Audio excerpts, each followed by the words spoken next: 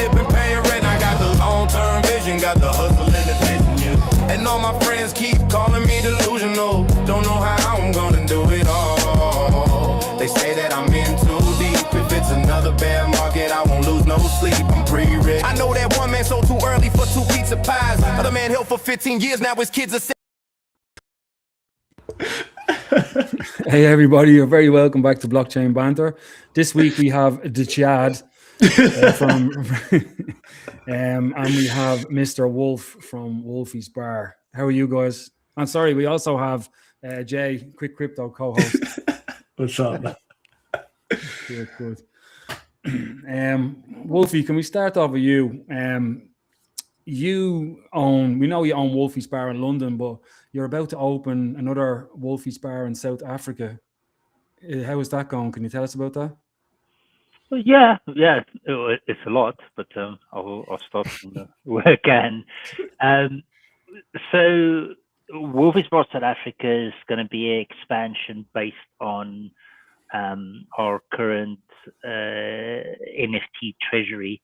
So originally when we did the whole NFT, for those who don't know, is that we took the NFT funds and set that at the side of the treasury, and that's going to be used for our expansion within South Africa.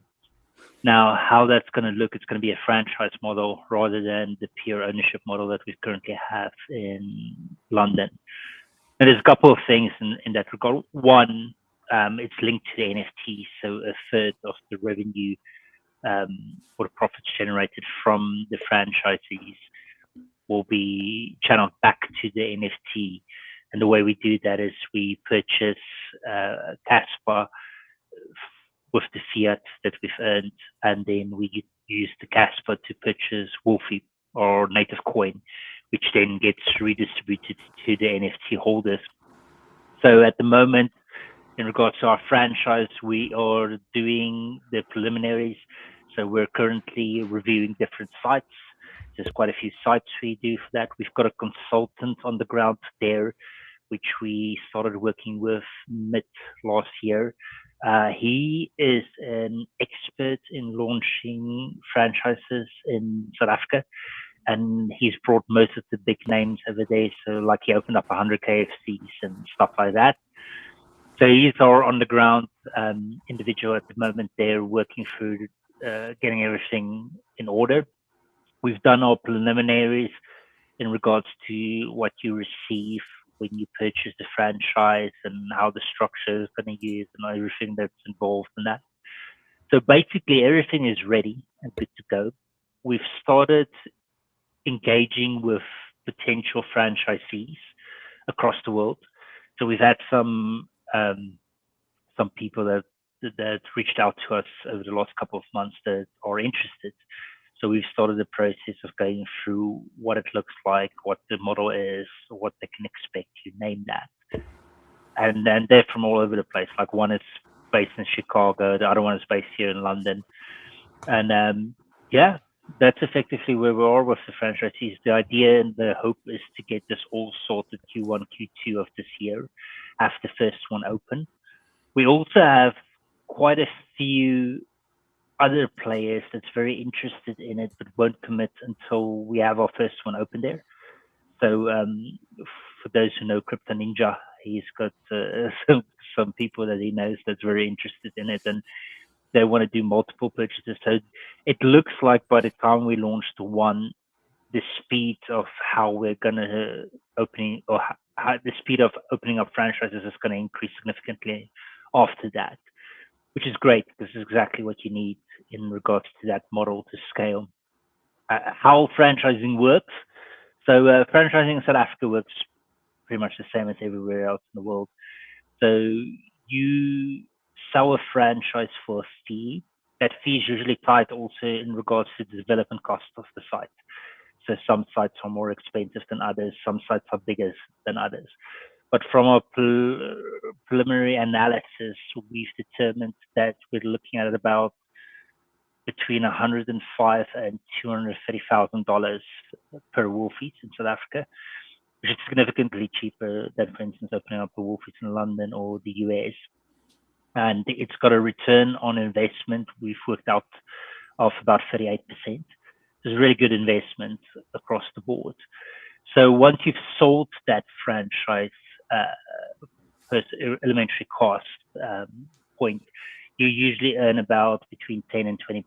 It fluctuates a little bit, but that's the fee that goes to the franchisor. So effectively, Wolfys borrows South African entity, which effectively is the Wolfpack. And then you earn 5% of revenue every month from that one franchise. That of course starts compacting or compounding quite a lot as you start getting into size, 10, 100, you name it, it's more and more of those 5% coming in. And then you also have about a 3% marketing budget that goes off that. So you do increase your marketing level as you increase the size as well. So yeah, I think that's all the details. I hope I've covered everything there. I know you guys got quite great questions. Awesome. So for everyone who's watching, welcome once again to the Blockchain Banter at Internet Speed episode 4. We've got Wolf and Rhubarbarian, aka the Chad. So to give a bit of context for those who may be new or maybe not unaware of what's happening, Wolfy, he is an absolute legend, got a beautiful beard, and he is the creator of the Wolf KRC20, which is also pegged to his bar in London, Wolfy's Bar, which what you just heard there was the plan of expansion. Yeah, you can see Jer's hat there, which I'm jealous about. I want one. Nice. I do. I want one. I always wear my hat, so I'd happily take one. Wink. So yeah, they are planning to do an expansion in South Africa, and as we just heard, potentially some more going forward as well, which is really exciting stuff. And we'll be talking on that a lot more throughout this stream and some other interesting questions. But before we continue, if yourself, the Chad, can you give a bit of a history on who you are, what you're about, what you've done, and what you're going on right now, really? The whole history? Good grief. Yeah, we got some time. they like these big ticket questions. These guys are really horrible on a date. Yeah, just making your life difficult. Tell me everything you know about everything. Yeah. So I am Chad. Rhubarbarian is what most people know me as in the crypto space. I own a media marketing company, focuses on brand building, naming and branding. And we're actually, February 1st was our fiscal 20th year. So we're 20 years old. So that's kind of cool. Pretty excited. It also just blows me away that we've been doing this for that long. And so we've been doing branding and marketing, creative content, mostly content, but we've done web. We've been in the video production space, photography, you name it. Last probably 5-6 years, we've really focused on content creation, strategic marketing, especially when in decentralized environments. So 2016, we entered the crypto space. So we've been in about nine years or so. And I was just like, what the heck? What's Bitcoin? I was a total noob. And we got asked to come in and work with a little project called Dash. And they were looking to do some creative marketing around a pop machine, soda machine, wherever you're from. And then they quickly blew up and split and divided. One team went one way or the other, and the other team said, Chad, can you help us launch our privacy proof of stake coin? So that was PIVX, PIVX. So if you're around in 2017, obviously that was a massive run for a lot of crypto projects from a price point.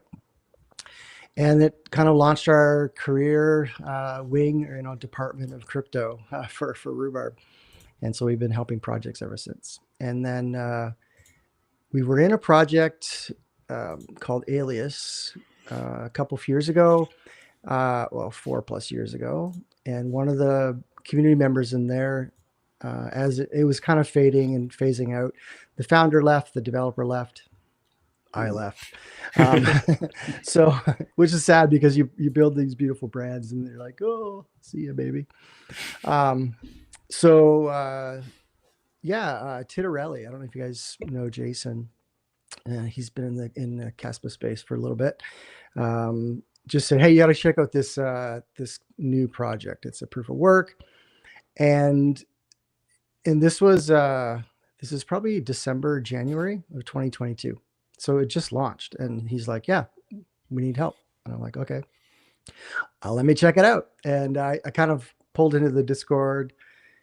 At that time, it was, Jonathan was in there and Michael was in there. Everyone, like, it was a small group. And we put a little proposal together and launched the brand. And then obviously launched it across channels, website, socials. So that's 4+ years ago, and here we are. If you know our work and us and myself, I'm kind of everywhere. Obviously, I do more than just what we would do, from a brand perspective. We're community builders. I love supporting merchants and ambassadors. And we launched the ambassador program early on. We launched merchants accepting Kaspa really early on. So early that people were kind of mocking us. Like, what are you doing? Like, this is nobody even knows about this coin. Why are you telling people to accept it? But we had a plan. So we know what we were doing. So you plant those seeds, right? And then they grow. Even with ambassadors too. Like, what are these guys going to talk about?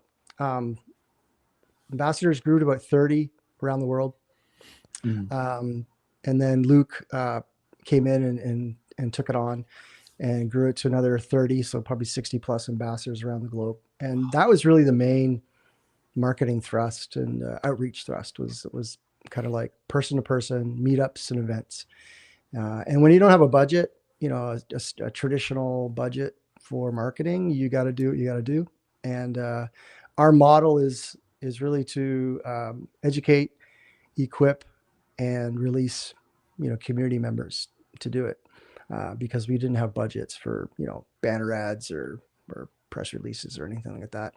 So it was all organic. It was all grassroots, community centric, and that was during the kind of the no years. I mean, it was a bear market. Kaspa was still, in Golang. It was a unique project because it was a DAG. So that had it going for it. And it was fast.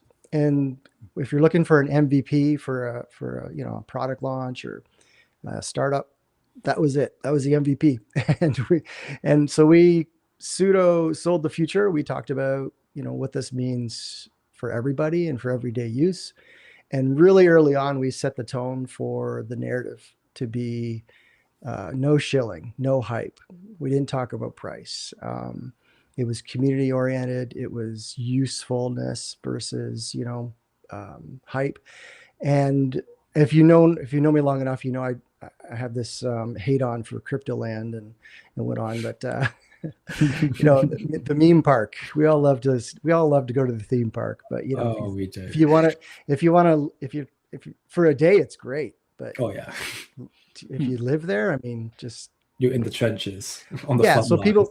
people want to. A lot of people still want to live at the meme park. So we really set the tone, I think, along with the developers and the core team, that this is a project that was for real. It was for usefulness. It's not about price and it's not about speculation. It's about usefulness. And so that those years, grew the project, along with the thousands of community members and merchants, ambassadors. And then of course, the price did what the price does and started to peter out. And usually if you're ever in the marketing world, the marketing people, the creatives usually go under the bus first, like you're it's not like I was thrown on a bus. It's just typical that, when there's when the price drops, everyone freaks out. When marketing? Why aren't we marketing? We should be marketing. How come you're not marketing? And meanwhile, we've been marketing and building the brand, creating a beloved, brand around the world, attending events around the world. People are like, well, nobody knows about Kaspa. And I'm like, well, I think the 248,000 people on Twitter would disagree that we are known, but still a young project and lots of room to grow. So we were just about to turn the corner last year, January, change the narrative from fast coin to programmable project. And so that was kind of the goal heading into 2025, is to be about the year of the developer and start seeing that space blow up. And as we head towards crescendo and onward. Yeah, no, thanks for that. Just another one for you there, Chad. Because of your branding experience, a lot of people might know this, but you're the man behind the Kaspa logo. Who approached you and asked you to create it, and how did you come up with the backwards K? So initially it was Jason Dixon Tittarelli. He said, come in. When I joined the project, joined the Discord, I met everybody. It was still a little bit of like, arm's length, like, who is this guy? And why should we pay him to do a logo? Our logo's fine. It's typical that way.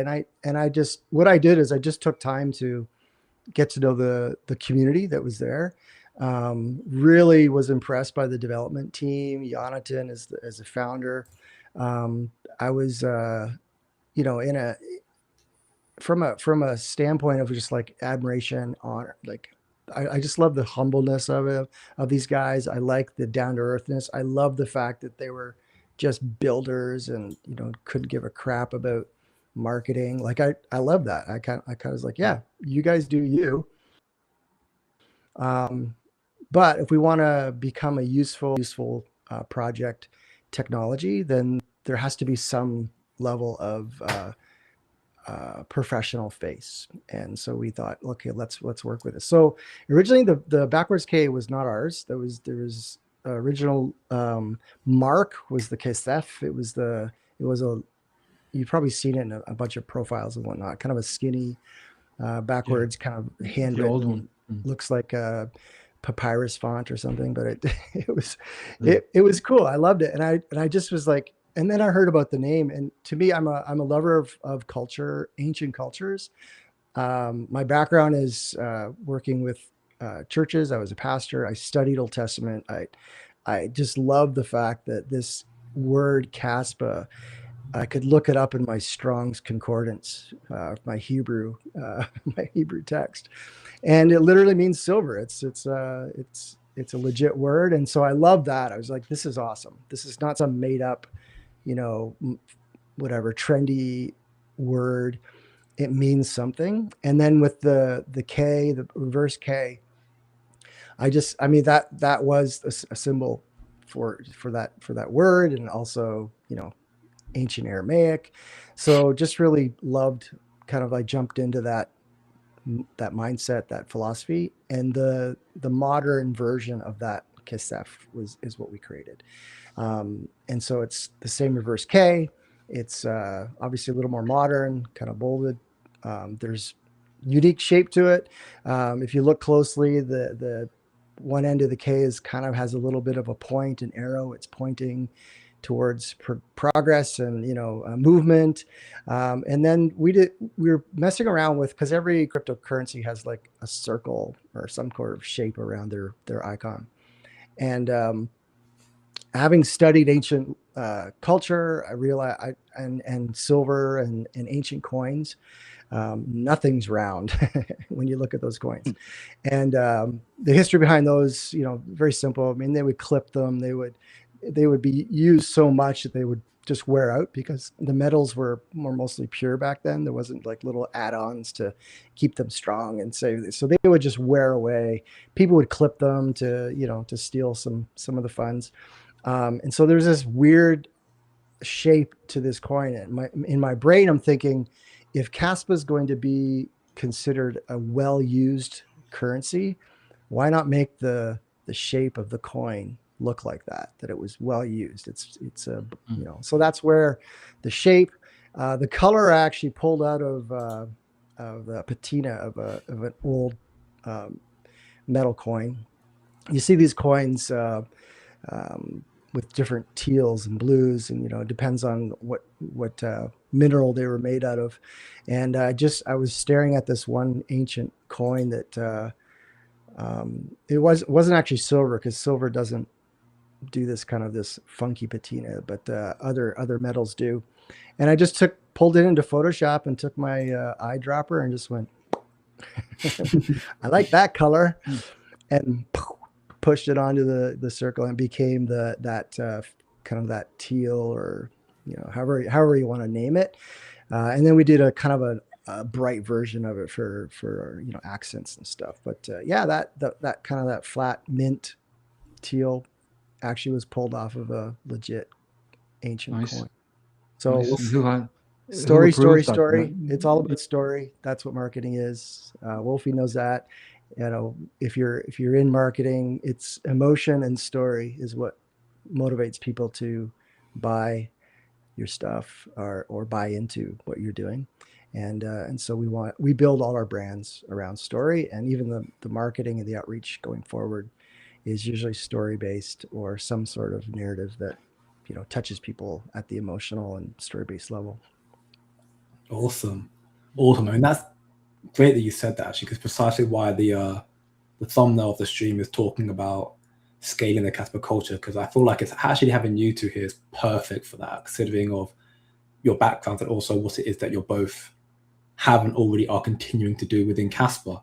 The idea of two parties who are in their own way helping in the marketing of Kaspa with the use cases of the thought that goes behind marketing for the Kaspa brand, and then also Wolf, what you're doing as well, which is insane. I've only been a part of that section of the community for a short time, but I have been blown away every time, and can't wait to keep turning up to Wolfy's bar. I have got a question for you, which is, how do you get your beard to look so majestic? Because I am jealous of your beard. I'll be so for real. It's epic. It's a clip on. That's for you, Wolfy, not me, because my beard's not majestic. First thing in the morning, I try and hunt something with my beard. And I put the blood of the animal I've done in it. Yeah, it's great. Especially if we hit it with some moonlight. You get some good, the full on like werewolf. Rubs against the unicorn horns. Yeah, that's awesome.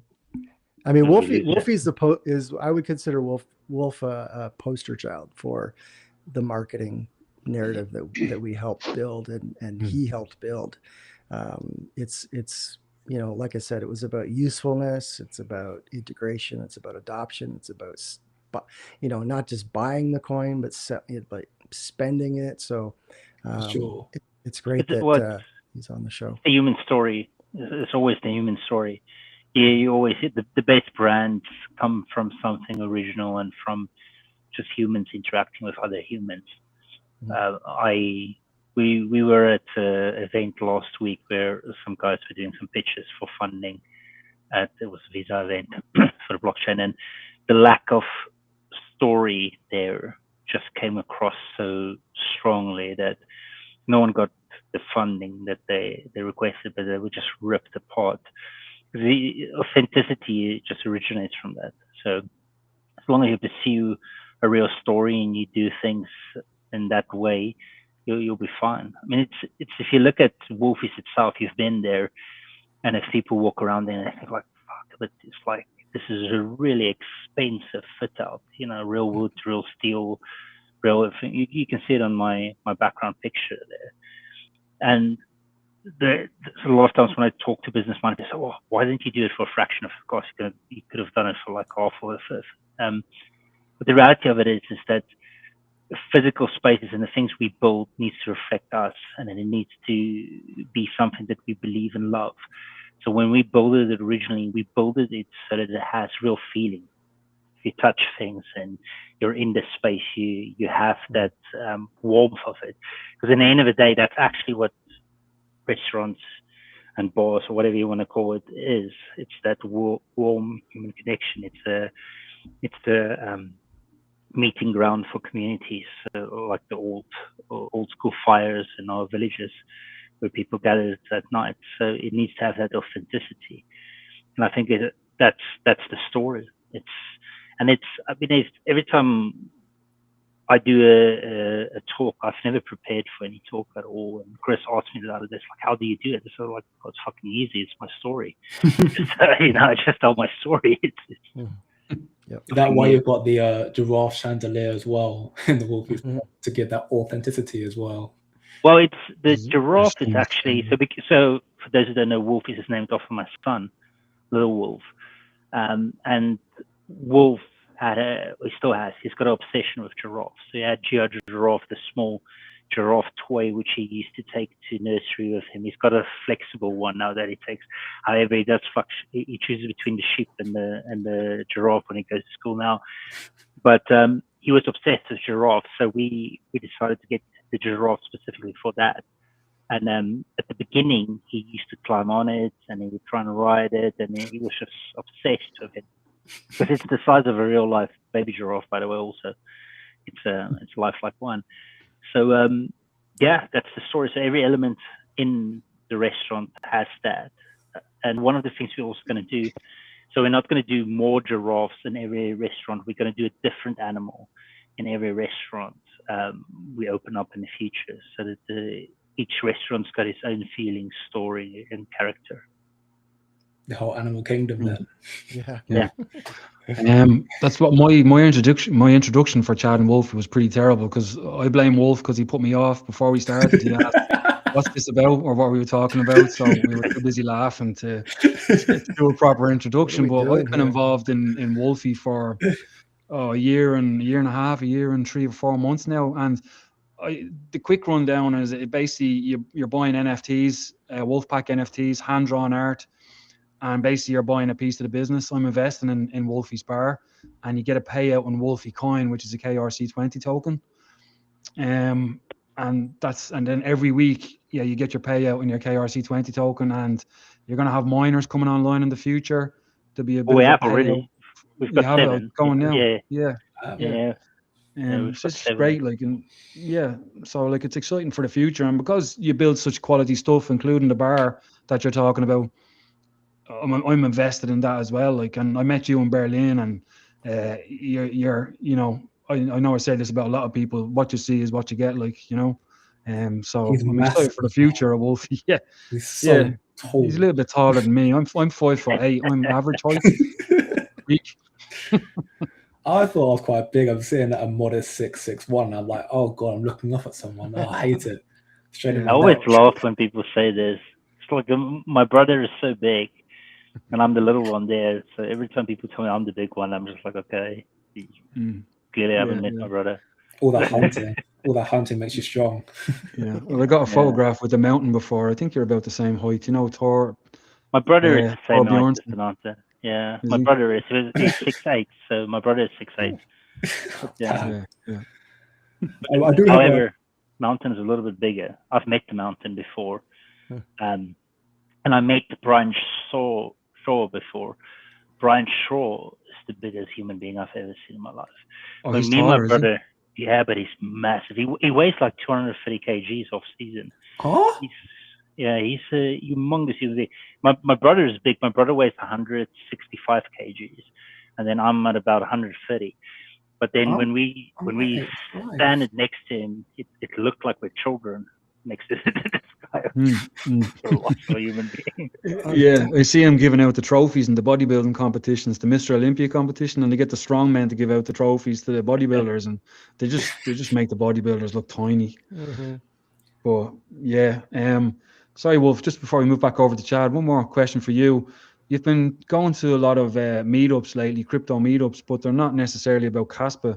You've been kind of promoting Wolfy's bar, but then indirectly, do you get talking about Kaspa to people? Do people ask you about Kaspa because Wolfy's is built on it? Always. I mean, I think me, Levine, and Chris are very adamant about the fact that crypto has got a story and it's got a history, and all of these things have places within it. So you should never be dishing other cryptocurrencies. Bitcoin is the reason why we're all here and how all started anyway. So you should reflect on that and think about it that way. So we never discredit other cryptocurrencies. They all have a place or a method or a way.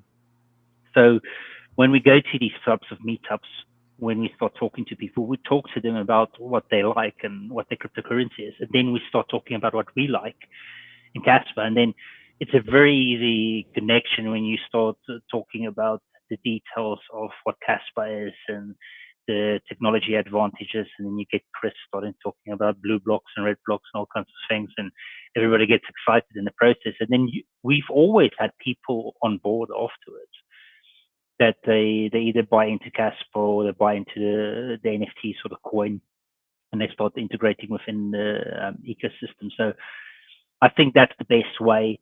And it's also, it's one of those things in business you learn very quickly, that retaining a customer that actually spends us far better value than continuing trying to get this stream of new customers coming in.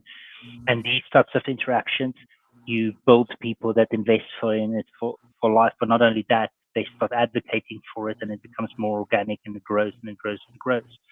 That's just how, I mean, that's the story of Kaspa, effectively. Yeah, I completely agree. Now we are going to do a quick segue back to Chad. I'll come back to you though, Wolf. Don't worry about it. I will ask a particular question that might hit maybe a bit close to home. Before I do, there was a question we saw from Lev here, which is just, we've got apparently KRI in the chat as well, and all the OGs for the Kaspa community. So welcome back, everyone, and those who are tuning in. Lev asked, will you, Chad, ever be coming to visit us at Wolfys Bar in London? Yes. When? Well, so this isn't new news for somebody, but we may be relocating to Scotland in the fall. Wow. And obviously that puts us pretty close to everybody, a little closer than we are now, so across the pond.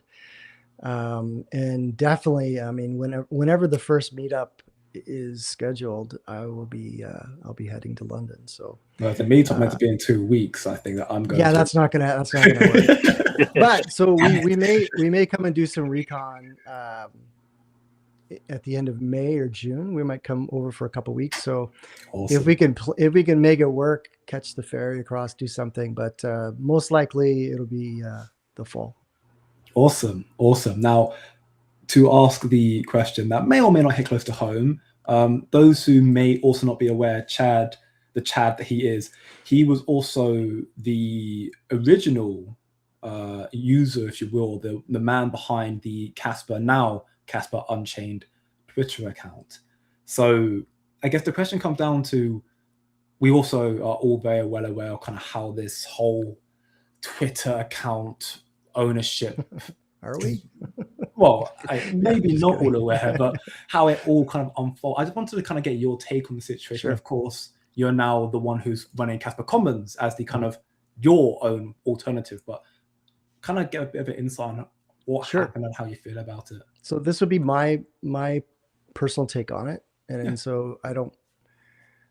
Others may disagree, but I think because of the price drop during the last, I guess that last 7-8 months, and people are just complaining. I think people got a little emotional about the price, and like I said, marketing or outreach or whatever you want to call it, we do tends to get heat, and we don't really look at price. So we were like, oh, okay, what do you want to talk about? Well, we need to do more marketing. I'm like, okay, who's got a budget? Like, do you want to put a banner ad on Coin Market Cap or something? Like that's $12K. Like, yeah, let's do marketing, but we need the budget, and it's not going to come from my pocket. But I'm going to keep doing what I'm doing with the community. Actually, at that time, started to talk about the new narrative, turning the corner, kind of flipping the coin from being the fast coin to also a programmable project, programmable technology, DLT. So I was a little bit like, what do you mean we want to change things? And you know, a list of things would come in as to, you know, what we did right, what we did wrong. And so at that time, there was a group that was put together, and you know, these are guys that I hung out with, you know, online, and appreciate and respect. And so we were talking about, you know, well, what do you guys want to do? And what happened was the final kind of like, this is how we think and it was interesting that it was just focused on X. Yeah. You know, they weren't talking about LinkedIn or Twitter or, you know, Instagram or Facebook or any other account that we run. Just Twitter. X. It's X. But anyways, the kind of the mandate that was given, and the rule, I don't know if we call them rules, but like the guidelines of how we think this account should run, how it should be run, who, you know, and we would love for you to kind of stay on and manage it, blah, blah. It just kind of went against our philosophy of marketing. Yeah. It wasn't a good fit. So in good faith, you know, I was like, well, here's everything we've done. Here's the content map. Here's the reports. Here's the growth that we've seen. Here's kind of the trajectory of what we were doing. I just kind of like, you know, fire hosed everybody, and said, you know, if it was me, I would do it this way, but it's not me, and you guys got to do your thing. But if you want me to do what you're putting out, I can't do that. So what I'm going to do is I'm going to carry on. And I just mentioned that, hey, I have this idea. I was going to consider starting this other account anyways, but it was a more down to earth, a little more open still, but a broader spectrum of content, and really for more common people. So really contextualizing the content way down, like to the point where, you know, I'm sure developers and coders are like, I hate this, you know, it's too, yeah. But anyways, so basically it came down to like, and it was kind of sad because we were heading towards crescendo. And I always said the worst timing to try and, you know, remodel the house, like don't do it when all the eyeballs are going to be on you. And we have a potential to have some major PR around this with the crescendo fork. But it just kind of came down to it. So ironically, you know, May 5th came, crescendo launched, and I launched Kaspa Commons. And, you know, we've had discussions. I've talked to people, Core and others that are in that group. And, you know, being real, being honest. And I just keep saying, hey, I stuck to my guns. I believe in the strategy. I think you guys might have been a little impatient and possibly fearful of what the price was doing, and not keeping your eyes on the other side of the tension. So you have resistance and price action and speculation and that pull in the market, but then you also have a massive gravitational force, which is building and usefulness and what the devs are doing. And, you know, and so I said, that's where I have my eyes set on that. I know that eventually the resistance will have forever, because this is so useful. So now the story, and, you know, I'm still obviously I still respect and of the guys, and Jonathan and I are still chatting in you know, in the chats. And, you know, I think there has been a little bit of a coming to terms of what happened. I would say, if I was being really snarky, I would say it was a failed experiment. But at the same time, you know, when stuff happens, when shit hits the fan, you know, we all learn from it, and something, you know, ultimately, if we're good people and our eyes is on the prize, we can turn any of this drama into something that's good. And what I was seeing as we was heading into that kind of the February, March, April, is the community was exploding. As we managed the account, I think we came in when it was about 1,000 plus members, and at the end was like 248,000 followers. But prior to that, about 6 months prior to that, we started to very intentionally follow a lot of Kaspa content creators from the main account. And I did a survey, and I had to stop because I couldn't count any further. It just kept going. But over 1,000 pure Kaspa accounts on X. Like this was during that time, and I'm like, we're seeing growth. We're seeing explosion. Nope, the price sucks. Yep, get it. But we're seeing growth.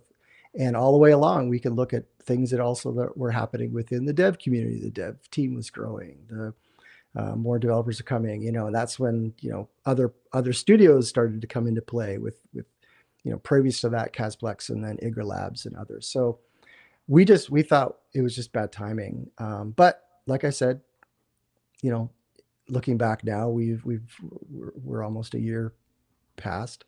And yeah, I think Kaspa is resilient and we are too. Like I'm a pretty laid back guy, and I was just like, Kaspa Commons is not really a brand new channel for Kaspa. It's a continuation of the strategy.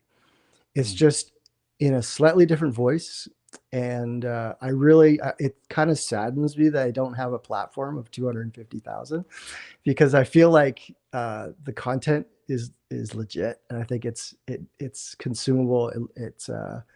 It's useful focus. It's contextualized for people like merchants and miners and entrepreneurs and developers. But that said, I think we're almost up to 5K. So that's cool. We'll get there. Nice. Awesome. So that's the story. It's probably not the full story, but I hope that helped a little bit. Oh yeah, that's amazing. I'm not managing the original account anymore. Who is? Do you know? Because I know there was a vote in Discord to get you to take over it again, but yeah, it was. I'm not sure. I think Karma took it over at one point. No, Christian and then Kara. There was about 3 different iterations, and all the way along there was a semi-campaign to bring us back on, and we were like, okay, fine. And so we engage, and then it was like, nope, we're gonna do robots. And I was like, okay, fine. And then Christian and then Kara, and they both did a great job. But we just decided, like, we're having fun with Kaspa Commons. It seems to be working. It's a piece of the marketing, buffet that people can consume.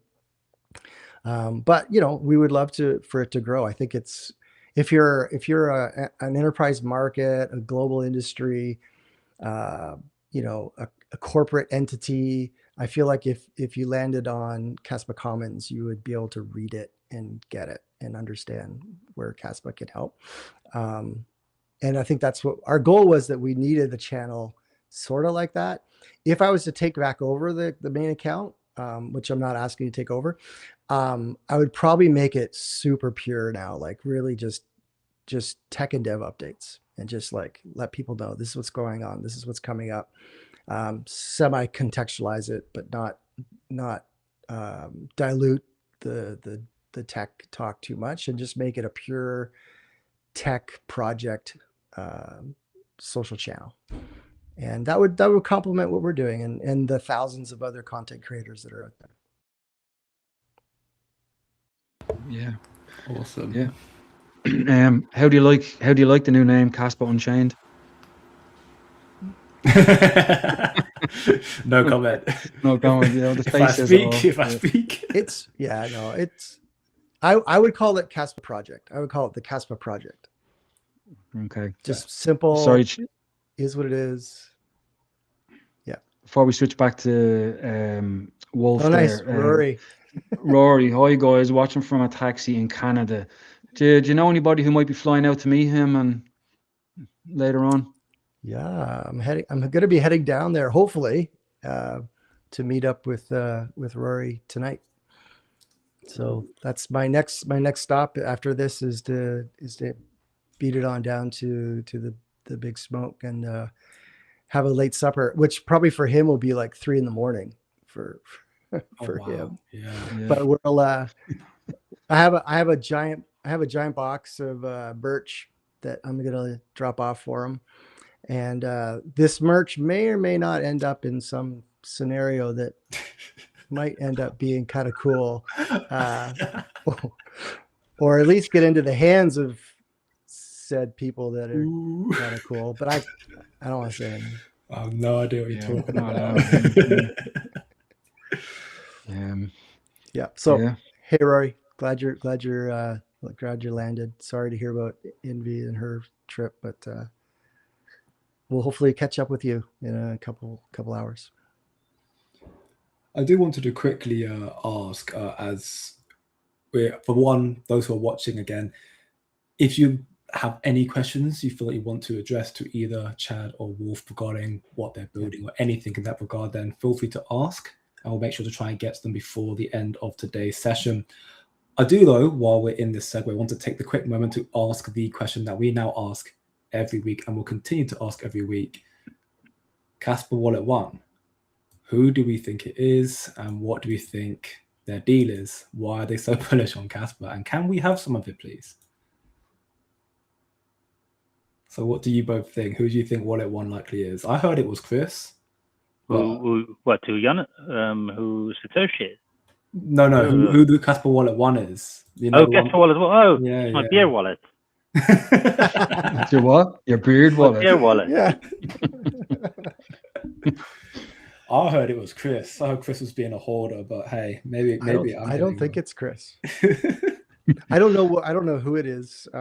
I tend to lean towards it being a corporate entity, either an exchange or an enterprise market, or if it's part of an exchange, it'd be a market maker type scenario.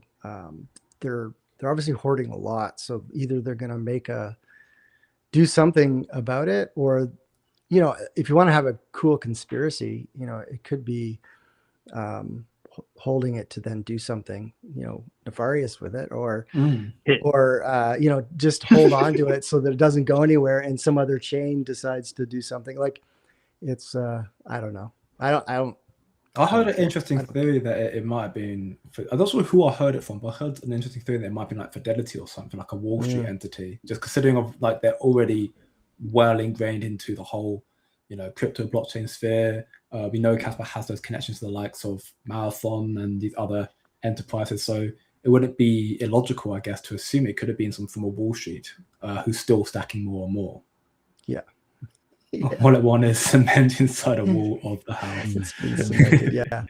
It's in a tangent card cemented into Gotta love tangent. That house is worth a lot. Yeah. Okay, well, I guess this question could also go to both of you as well then. Although we'll start with Wolfy here, which I think I'll try to find my questions. The question was in regards to, I guess, both of what you're doing, but for businesses in this particular instance for Wolfy, while we've seen your expansion happen as well, how do you perceive, or why do you perceive what Wolfy is doing as so important in the scaling of Kaspa adoption as well? Because I would say it's a very big deal, just getting some actual real world use cases and some real life adoption for what is still a growing asset. So what would your take on that be? Mine or yeah, you, Wolf. I'm always ignoring me. So I spoke about it a couple of times now over the last few years, but medium of exchange in regards to cryptocurrency has become something that's almost ignored and not spoken about anymore because no one could solve it. So at the beginning, it was like, this is the complete currency, Bitcoin's going to solve all of these problems. And then as soon as it comes to, okay, I can't wait 10 minutes to purchase my coffee. What do we do here? And then the only solution that people could start coming up with is actually building something on top of it that consolidates, which effectively is centralized in what we're using today. So that argument just started disappearing. And then Kaspa came, and all of a sudden you actually have something that solves that question, And I think it's critical for true adoption of cryptocurrency, not only in context of using it as medium or payment, but also for it to start integrating into our current world. There's a lot of guys now starting to talk at spaces that's saying that crypto is not going to be something that stands on its own in the future. It's something that's going to integrate and be in the back end of all the things that we do in the world. And that's going to be true adoption. It's going to be so adopted that a lot of the world wouldn't even know that the things run with it. And a good example, and we call this out every single time, a good example of this is Starbucks. No one knows Starbucks runs on Polygon in the background. And the interesting thing about that, which I thought about the other day, was when they went out to build this technology, they originally went out to build it on crypto, but somewhere they decided to hide that, which means that when they engage with the customers and people out there, they realize that it's too difficult for people to grasp and understand. So they just hid it. So it's the biggest non-bank bank out there in the world, and people aren't even aware that they're participating in the crypto market. So I think this type of integration is critical, expanding it. And there's a lot of side aspects to this. The fact that you can get control over your fees as a business, our fees are horrific from both my businesses. And 3% is multiple thousands of pounds every year, tens of thousands of pounds for that matter. And that's money in a business that could have been spent on expanding, growing, building, staff, you name it. The fact that you can control your business. I was debanked last week by Starling for Wolfys because they saw crypto on my website and they decided that this is enough to close my account. So it'd be great to actually have control over that aspect and not just get debanked by nonsense. So for me, it's everything. And everything that we're building at the moment is specifically oriented towards that. So one of the very big things we're building in the background is having crypto integrate seamlessly in every aspect of the business. So in the future, I want a node in every single Wolfys bar. I want integration with POS systems, or even a POS system that runs on Kaspa technology, which connects with my NFTs and my coin and everything seamlessly and transacts in that way. So yeah, it's everything. And then you, Chad? Oh, go on. Yeah. I was just going to say, Chad, you're from a marketing background, so still so many people, even in the crypto ecosystem, haven't heard of Kaspa. What can we do? Like, what kind of, is it marketing, or is it just going to take more time? Or like Wolfy said, or the other Wolfy from America, California, he was saying that like right now you have Dogecoin, you have Elon Musk marketing that, and then you have Kaspa with just kind of our natural marketing, but they're both down the same percentage. So it might not be marketing is the thing, like what do you think, where does Kaspa need to go from here to get more adoption and more recognition? Yeah, I mean, I'm right on track with Wolf and his program, his philosophy of turning a business like his into a 360 economy with Kaspa. What that does, and this has been going on since we started, is as more people kind of hook something onto Kaspa, it becomes the answer to the question, well, what can you use it for? Or what, where does it fit, or how does it work? Every time you expand your ecosystem to include more aspects of Kaspa, which now is becoming greater because it's gone from just a fast coin to a programmable DLT, the answers are there. And so that's why I say, Wolfy's Bar is a great poster child for why this type of marketing works, this organic, useful, peer-to-peer, business to business. It does work. It just takes a little bit of time, obviously, but this is where you're at when you don't have the millions of dollars. I mean, Solana and others, they literally spend $1 million a month on traditional marketing. So they have the billboards in Times Square, and they've got, they're sponsoring galas, whatever. It all along that if somebody wants to come up with a a marketing budget, and I'm actually working on a document right now that maybe will help. But if the money's there, then do traditional marketing. It does work. Like there's a level of it that works, but if you're trying to build a long-term, sustainable, we're talking like heritage style, like hundreds of years brand, you build it how Wolf is building it. You integrate it, you use it, you tell the next, business to do it. And, when you think about a company or a business like a bar, the idea is that Kaspa gets integrated within the entire channel, like the entire system, right? So it's your supply chain now becomes connected to Kaspa somehow. So yes, you and your little store, your business, whatever you own, you can accept Kaspa. Awesome. But wouldn't it be cool if your suppliers accepted Kaspa? And, and so for Wolf, where he buys his drinks or, milk and cream or whatever, like all these things, pulling them into the Kaspa ecosystem is just one more extension of the, people hearing about Kaspa. But we could do with some marketing, some traditional marketing for sure. But I'd also say that, ambassadors around the world, merchants around the world, you have an amazing opportunity to accelerate what is known about Kaspa. The events were great. I think we did 2 years of events. I think I went to 10 countries one year, 10 different events, and awesome. Thousands of people got to be introduced to Kaspa. Probably every time we were at an event, Kaspa booth was the booth. It was rocking.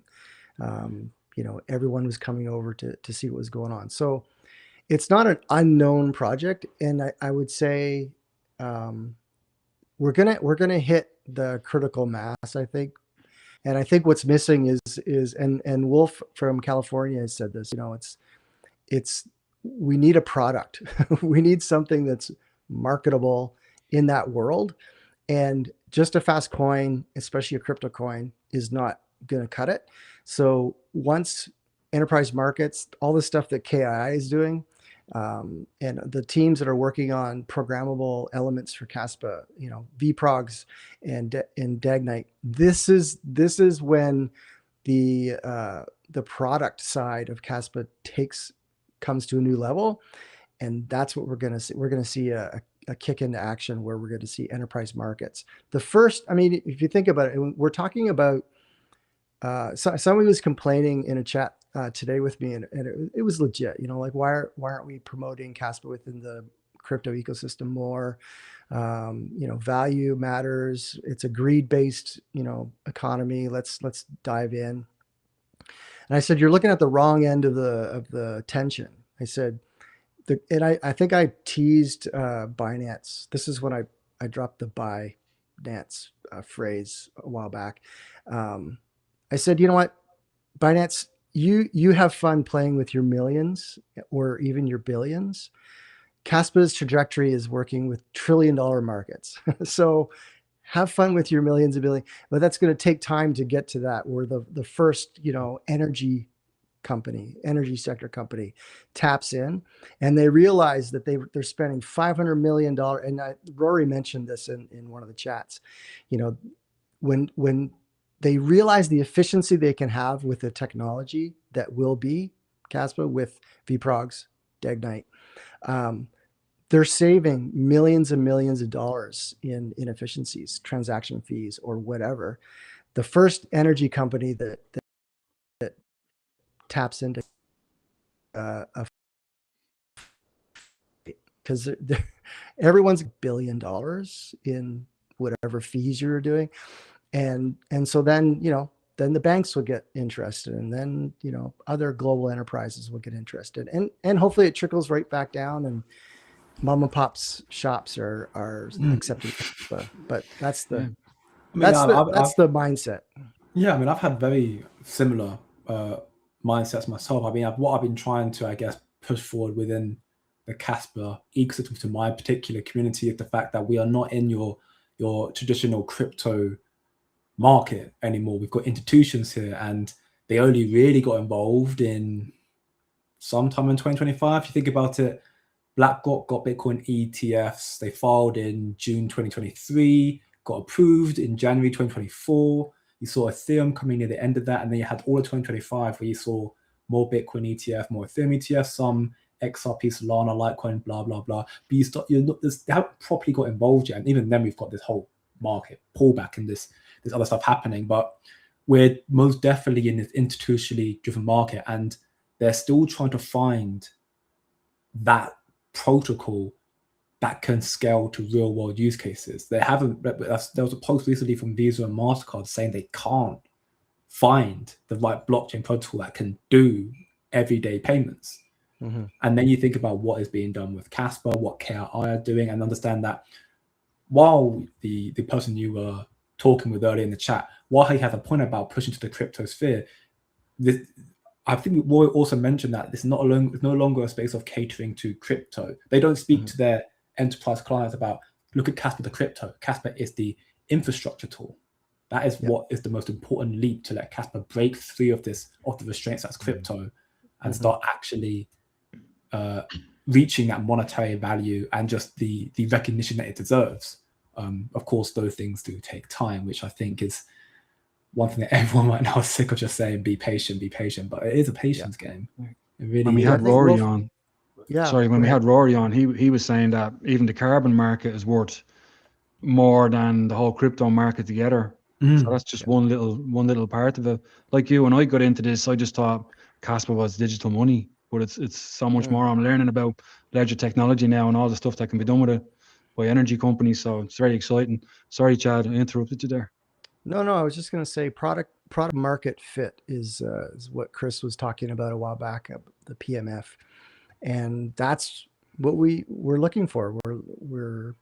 We the developers are building, and once enterprise markets or studios, entrepreneurs and developers get together and create some sort of app or bridge or integration, we're going to see that product market fit, and that's when we're going to see the value really come into play. But you're right. I think the Kaspa is infrastructure. I think if we think about it, and I know KI has used this term, and I have as well, is it's a grid. It's like we used to talk about, in the day when the electricity started. I mean, it was just lights and lamps, and even nobody even wanted it in their house, right? It was like danger. And then, so electricity was just seen as, a source to light people, lamps and such. And now it's integrated into everything. I mean, everything we're doing right now has electricity flowing through it. So when you think about it at that scale, how that Kaspa could become, a settlement grid, an infrastructure where things are sent and sold and bought and spent, and data is sent and it can be sent in micro transactions at internet speeds, real-time decentralization, as Jonathan says. That's the, keep your eyes on that and kind of, enter into that gravitational pull of what's eventually going to snap, like the flywheel effect, and the resistance will not be able. Resistance is futile, right? So I completely agree. And there's a question that we got here from Lev, which actually will, I think, segue into my next question for both of you as well. But to go on Lev's question here, as I mentioned, MasterCard and Visa earlier, Wolfy or Wolf, how was the Visa event that was held at Wolfy's bar earlier in London? And is Visa looking to get fully embedded with stablecoins, do you think? So it wasn't held at Wolfys, it was held in the city. So we just went and attended it. But yeah, they're very into it at the moment. So they're doing a hell of a lot of development in that area and investing in it. So they really want to kick it off. Visa's got an interesting story also, which the rep there spoke about. So if anybody wants to go check it out, they've got a nice history also. But yeah, they're trying to get in front of this very quickly. Because for most who don't know, when you transfer money from your account to an overseas account, even if it's in an instant, or even just internally in your bank, even if it's an instant, it's not really an instant. The money takes a really long time to get there. They've got systems that just shows it and moves it, but it hasn't really moved. So Visa understands that competitively they're at a very big risk because that's how they make most of the money. So they're trying to corner architecture that can still generate income for them at scale. So they're getting involved. I think most of the big boys are getting involved now. Some of the banks are not, or they're getting involved in a very poor manner. And I'm talking about the big banks that I work for, Bank of America, Citi, Morgans, all of them. I think if you've worked for these banks, it's just because they're extremely old machines that's got such an embedded way of doing things that they really struggle to turn the ship. And it's reflective in why you get competitors coming up now that's just destroying them. So, for example, we've got an online banking, Starling, the one that debunked me, but this is not separate from crypto. But Starling's technical department is a team of 4 for the whole stack. Where if you look at, for instance, when I was at Bank of America, we had 1,000 middle office accountants, and all they were doing was just reconciling between applications. That was their function. We've got like 20,000 people on the tech teams building applications internally to cover it. When I was at HSBC way back in the day doing BSBS 239, which is regulation, when we started mapping the systems internally in the bank, there were 32 different derivative trading platforms over the world and 1,000 reconciliation applications between it. So it's a very old machine that's struggling to get on top of it. So the ones that's going to grasp that and simplify it is just going to do so much better. And it looks like Visa is recognizing that, and they're starting to jump into it. Yeah, I mean, I know in regards to Visa, I believe they are partnering with Tangent with their Tangent Pay right now, and I know that that's meant to be running on Polygon. And if that is the case, then to hear and seeing Visa, MasterCard getting more involved in the space, but also then still complaining about the blockchains that they are currently using today, I mean, for me, it makes me realize that we're still quite early, and that's why I also so very much still love Kaspa, because in a space that still very much feels very grassroots and still very much feels like it's in a discovery phase, while it's getting the adoption now, there's not been a chosen winner just yet. Or those that have been seemingly chosen as winners, they're quickly being realized that they can't actually do what the numbers said they could. Yeah.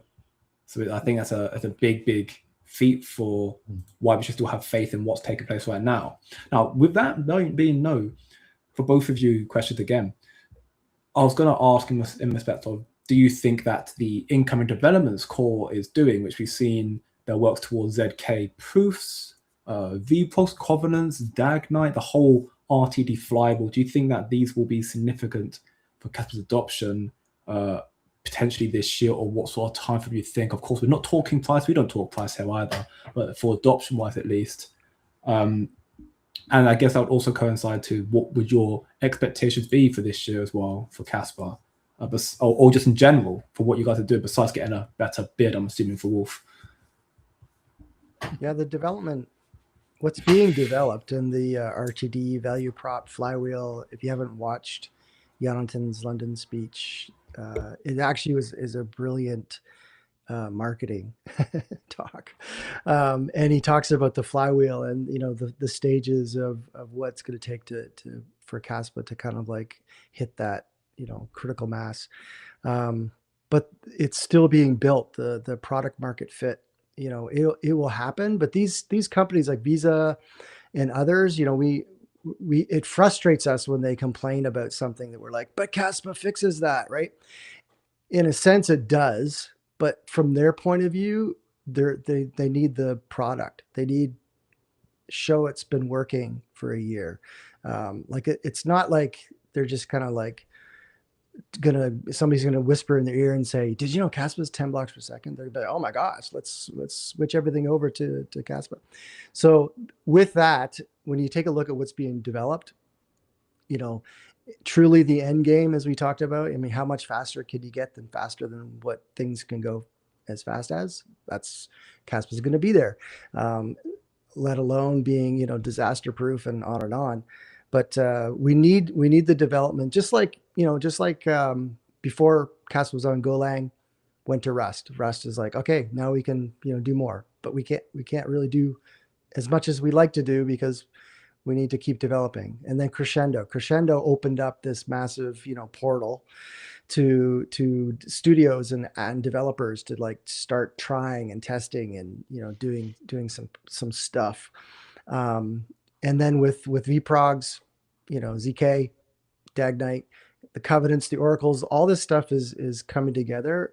Even when it's together and it's like, you know, it becomes mainnet and it's working, we're still going to have to wait for developers and, you know, app builders and other things to like make a product, you know, a minimum viable product, something that could be directly pitched to a corporation, you know, or bank or Visa.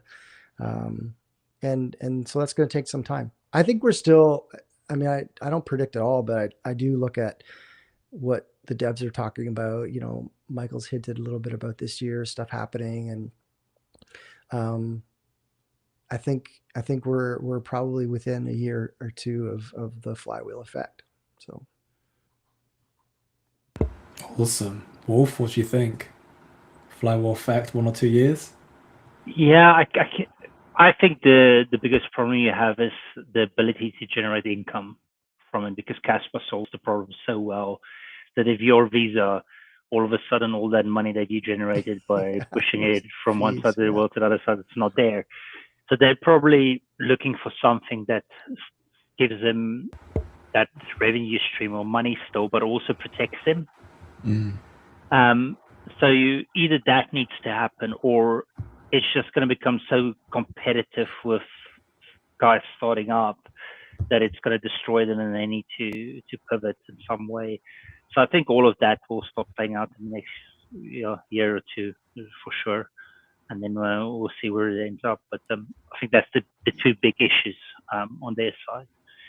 Even if they don't know that's the issues, but that's probably what's driving some of the decision making in the background.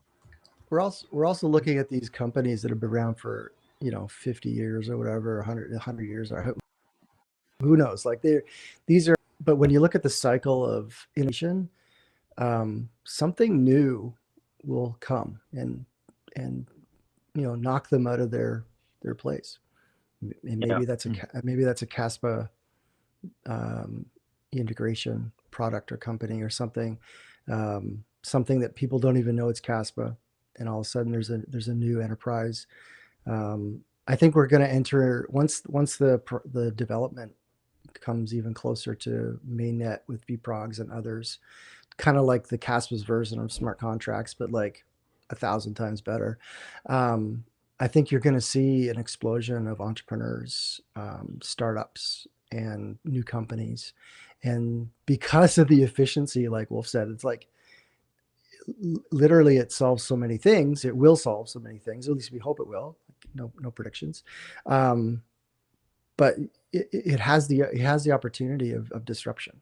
So all these stable, you know, the staple companies that have been around for years, they either get on board, rejig, and figure out how to make revenues with this type of technology, or get left behind, and a new product, something we've never even thought of, will take over.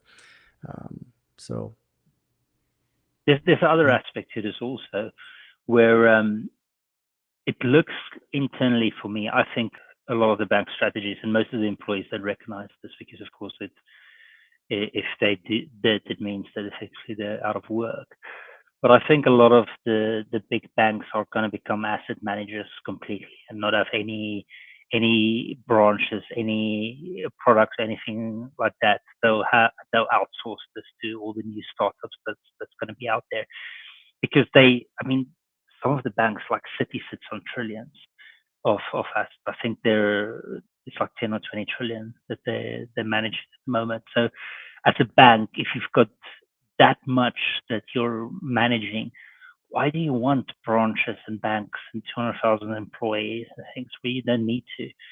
So I think most probably, and then coming back to what Chad just said now, when this pivots and when this disrupt, it's going to be completely different from the model that we see now. The innovation is not going to be in regards to the costing and revenue generation from moving money from one side to the other side. That's going to be gone.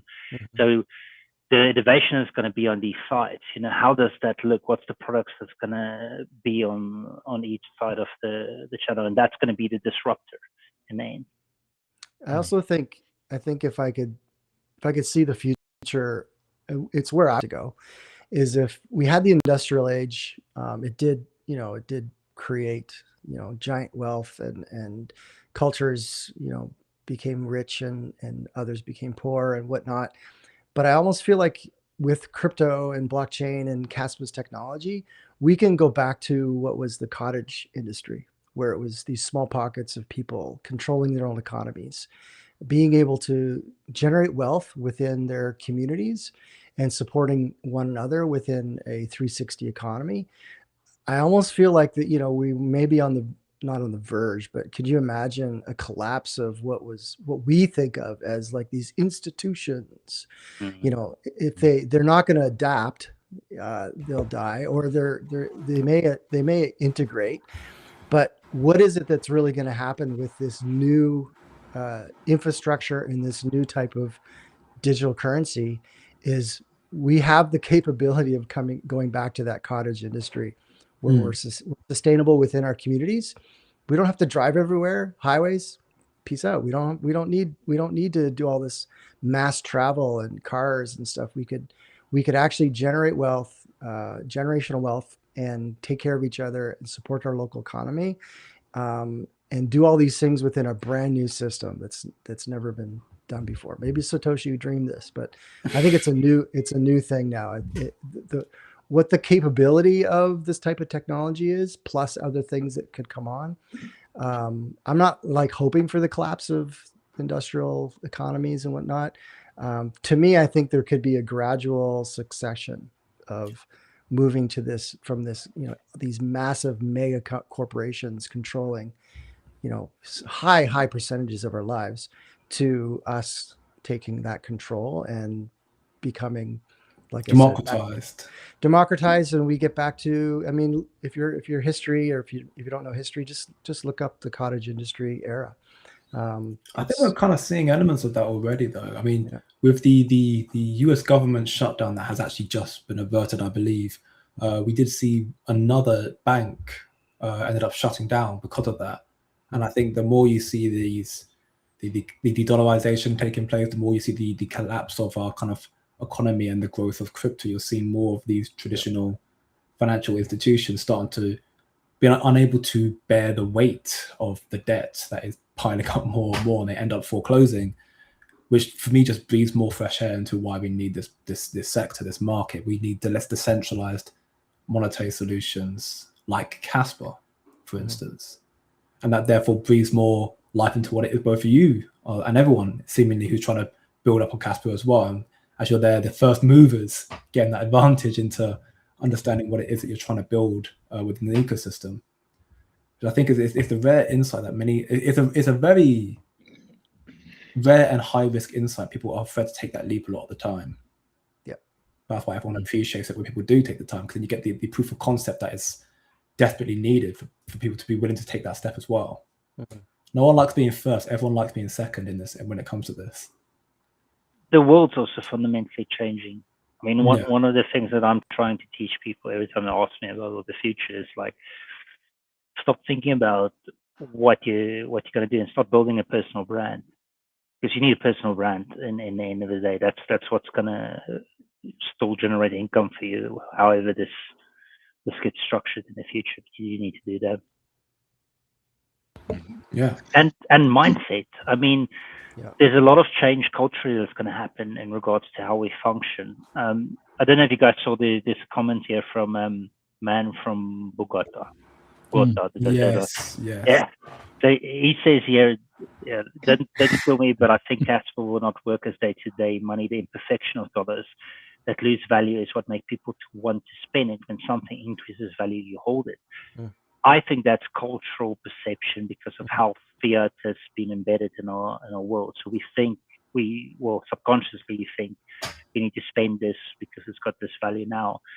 But a good story is, I think I don't know when Bitcoin had a good surge last year sometime, but I sold free coffees, and those free coffees were 12 pounds of Bitcoin that was in my wallet. And I don't use the Bitcoin to pay for stock and things like that. And then 3 months afterwards, I was looking at that wallet, and that same 12 pounds were 36 pounds in the process.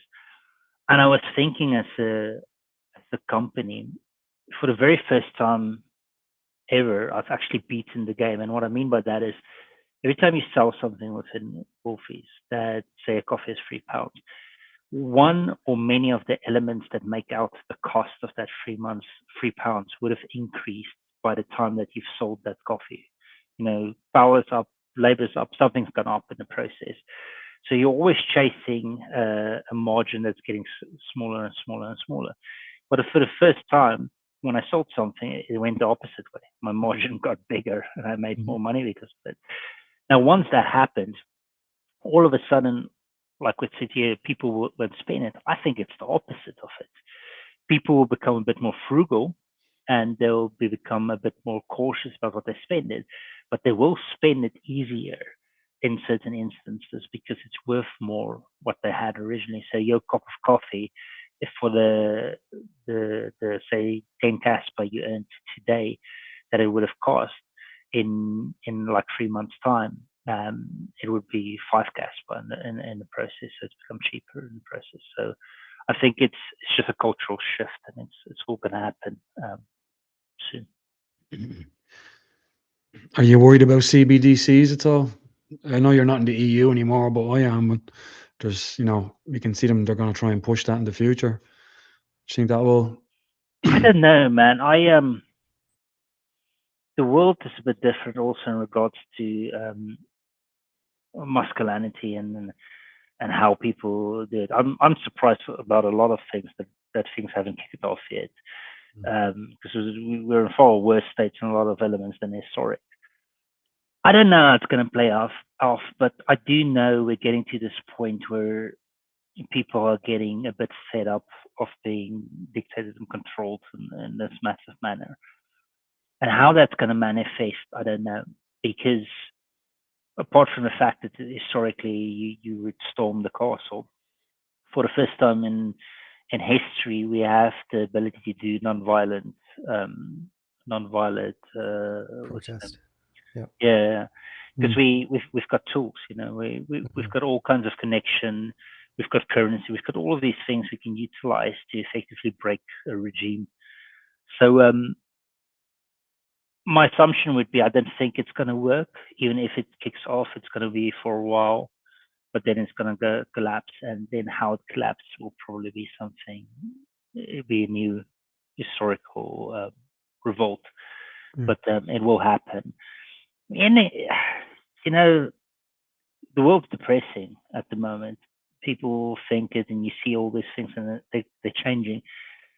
But we are at a far different place than we've ever been before in regards to the technology we have and how we can integrate them.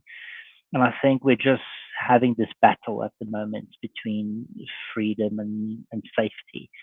And we're going to get to a point where freedom will become more dominant and safety will become more personal.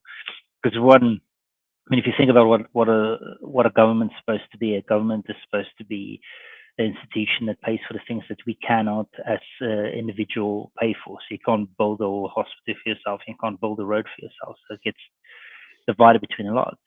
But the reality of it is that more of the things that we couldn't build as individuals, we can now do. I mean, you can, for all technical purposes, become very energy efficient, or if not completely energy efficient in the process. There's not a government needed for that anymore. So technically, our governments were supposed to become smaller at this stage of history, and they've done the opposite. It's become bigger, and that clash is going to break at some point, and then we'll have a good future. Be nice. Okay. Sorry, just a question off topic, Wolfy. Are you talking to Revolut at the moment, and they're asking you about Kaspa? Oh yeah. Did you say Yeah. that? Yeah. How's that Yeah. going? Because I have Revolut and they don't have their crypto part is terrible. Like they're so expensive. Yes. They asked me a question before. They're just terrible. They only list the big, like the top 10, and the fees are crazy, and I just wouldn't go near them, you know. What have they been saying to you? Or I'll tell you as soon as I have that meeting. When I'm meeting with the crypto team over there, because they did my onboarding for my business last week, and then I had a few discussions about crypto with them, and I was using a lot of swear words also. I tend to do that. And then the guy was excited about it. So he organized a meeting with me and the crypto team. So I'll have a discussion about Kaspa with them and see what they say. I mean, they're expensive. I hear what you're saying, they're expensive stuff, but they're like the only guys doing anything at space in the UK. It's like no one else is touching it. So, yeah. And they're the only people that don't freeze your account when you're trying to buy crypto. Oh, that happened today, apparently. Binance went on a rampage after the whole liquidation and stuff. Yeah. I'm not surprised. I mean, Binance do it, Coinbase do it. Every platform does it. When you see a mass crash or any sort, they're like, "Oh no, you can't take your money out. We don't want to." That's why you go, not your keys, not your crypto, man. Have it locked up. These exchanges are just going to keep doing it. It's a business to them. There's a question for you, Chad. We all look depressed. What? You guys all sound and look totally depressed. No offense. Is there anything about Kaspa that makes you smile or get excited? Other than Wolfy's beard. Other than what we've said the last hour. There's lots of things we could reiterate. Like we've talked about all kinds of things with the development that's underway. But I want to give a shout out to the Kaspathon. So this is Kaspa's first kind of official hackathon that's on the go, and 200 plus entries, and there's development teams that are just working hard on all kinds of applications. So you're going to see, obviously they're going to be winners, top 3, there's some prizes to give away.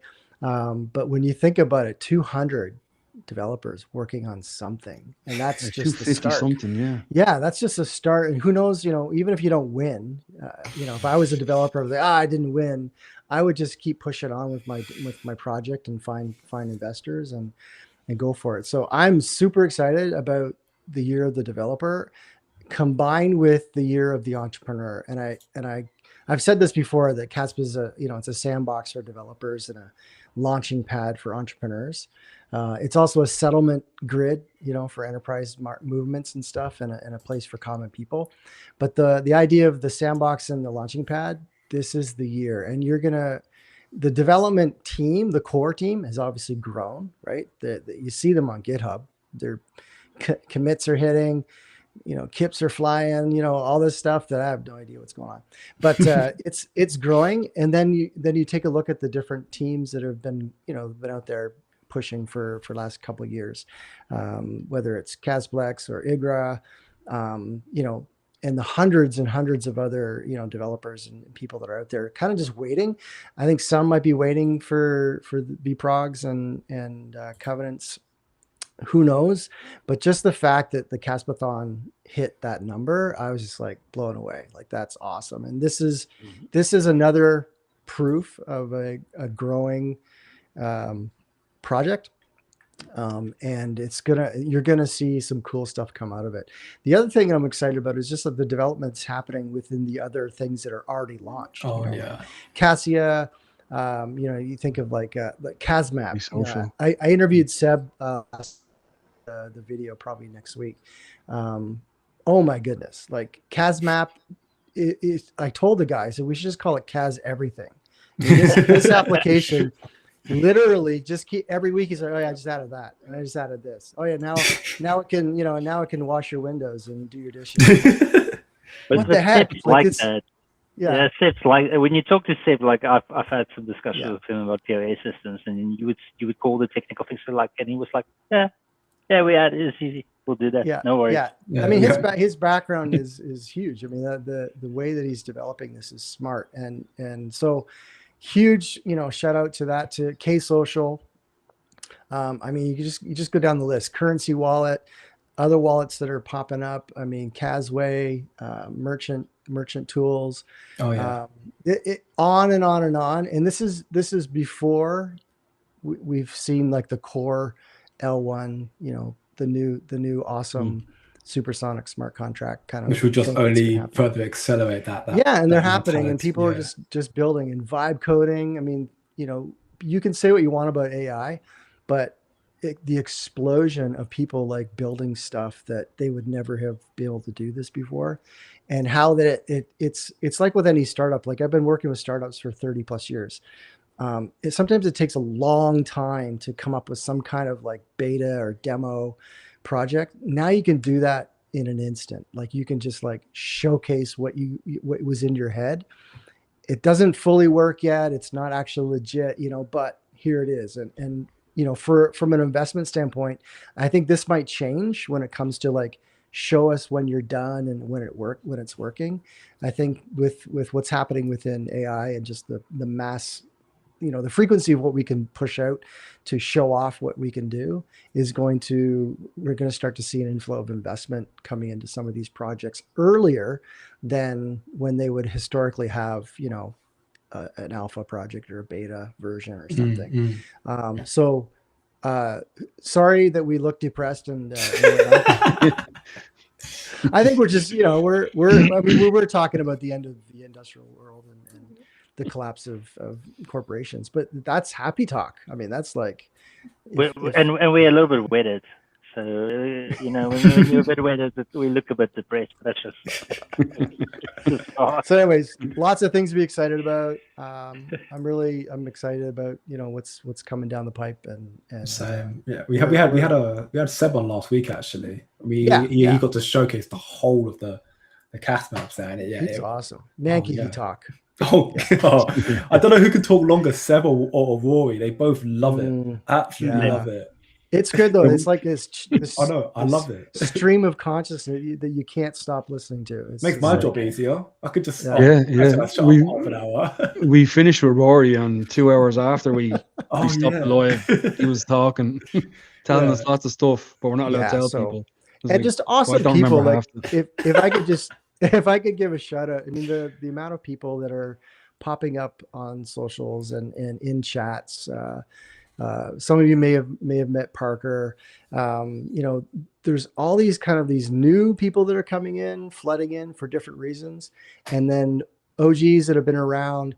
But I'm seeing names that I saw when I first entered in 2022. They're still here, and they're vibe coding and doing stuff, right? And then there's the new people that are coming in. They're adding, fuel and energy under all kinds of departments, if you want to call them that. So this is a great year. I think with what's being done is phenomenal, and I'm excited. So sorry, that's I'm happy.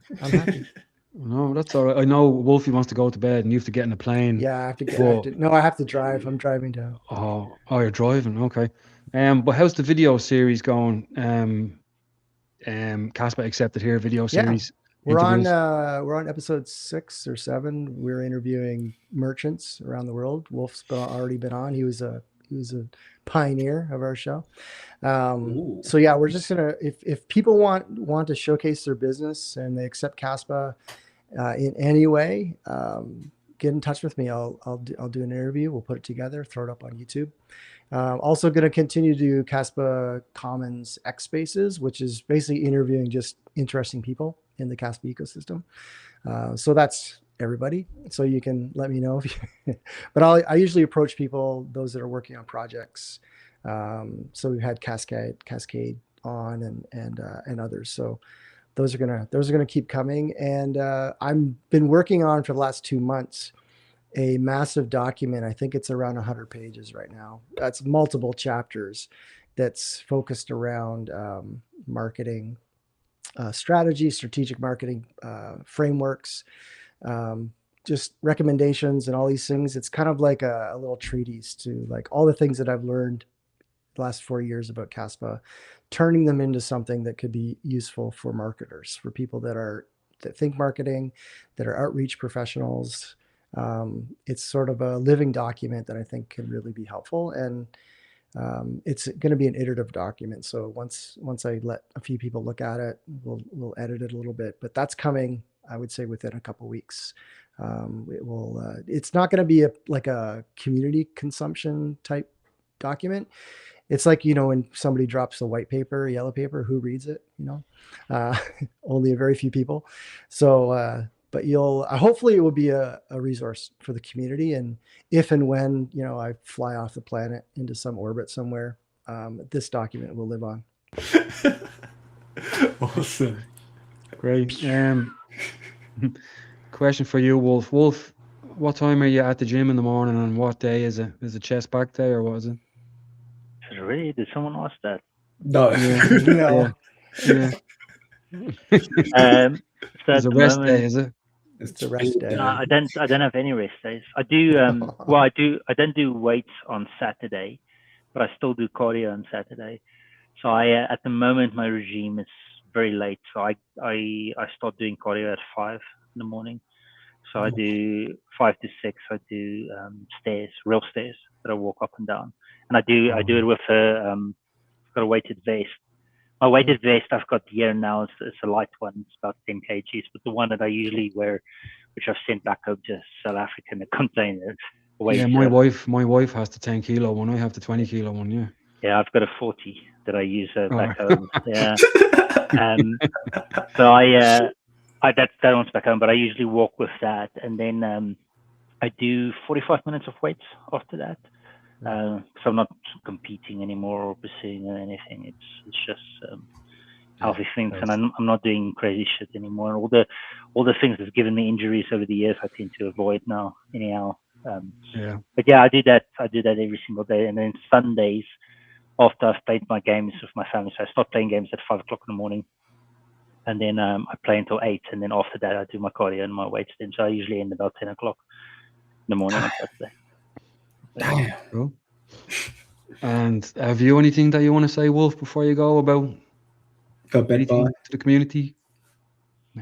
Well, I mean, my community is just so amazing and stable for all of this. Yeah, true. They say that my community does so well that a lot of times I only realize that it's not the greatest of times when I talk to other owners, when they're reaching out to me about stuff that's happening, and I didn't even think or realize that, because our model is different also. So we aren't oriented by price at all. Yes, price is what we need for rapid expansion in the future because our treasury is in Kaspa. But whether that happens in 3 months, a year, or 2 years' time is irrelevant to us, because we have real revenue streams that covers the costs. So I don't recognize that at all, and my community seems to reflect that. But apart from personal things that happen, but we tend to help where we can. But yeah, all good. Yeah, just thankful for all of them and happy and glad to be here. Brilliant. You, Chad? Anything else you are excited about or looking forward to? I've really enjoyed this conversation. Although we talked about things that we know about, I don't often get a chance to philosophize so deeply and get some of this discussion. So I love it. And good to kind of talk to you guys. Been seeing you and chatting with you. And so again, for me, the community side is always awesome, and getting to meet new people. I'm looking forward to more of that. And I think it's great. I love what you're doing, Wolf. What an old man thing to say. I think that must have been done to the Wolf, surely, right? It is. It's time to sack the Wolf from Airtown. or the mayor of Wolftown. Yeah. So anyways, we'll have to get both of you back on again at some point soon, 100%. Yeah. Safe Well, driving, Chad. Thank yeah, you. safe driving and get your beauty rest. Wolf, with that being said, family, that was our episode 4, scaling the Kaspa culture, blockchain banter, internet speed. Thank you very much. Rhubarbarian, or aka the Chad, and Wolfy, aka the Beard, for tuning in with us this week. As always, Jer, it's a pleasure. And yeah, we'll catch you all next week. Thank Thanks, you very guys. much. Take care. Thanks, Good night. So, Peace. cheers.